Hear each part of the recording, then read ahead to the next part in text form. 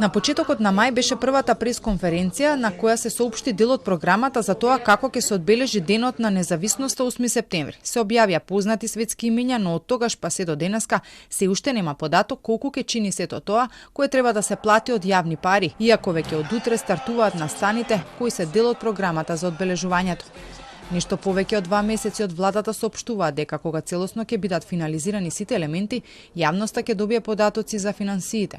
И во последниот допис од таму на прашања на Телма, кои се оние кои досега се знаат дека ќе бидат дел од програмата за прославата, со кои дополнително ќе се преговара, која е вкупната сума која треба да се плати за настапите, со истиот универзален одговор.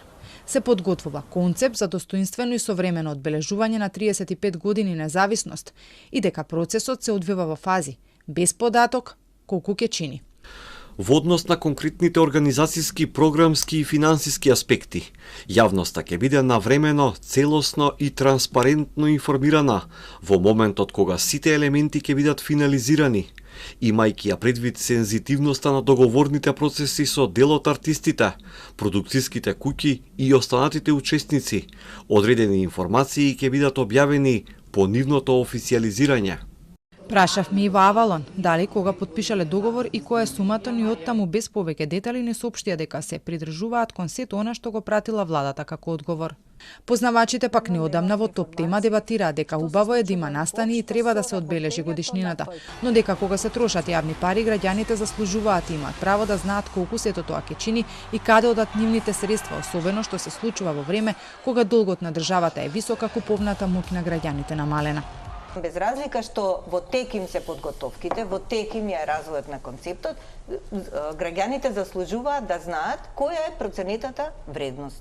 Имаме многу искуство во изминативе 35 години од ваков тип на договори и имаме право да бараме отчет однапред, а не откако ќе помине возот. Според она што го соопшти од владата на последната пресконференција, утре во Битола со голем концерт стартува прославата за 35 години независност. Настаник има во текот на целиот месец август во повеќе градови, а прославата ќе финишира со настап на Девид Гета во Скопје, и тоа точно на 8 септември. И во сите тие информации, пресконференции и податоци нема ниту збор за парите кои ќе треба да се издвојат за сето тоа.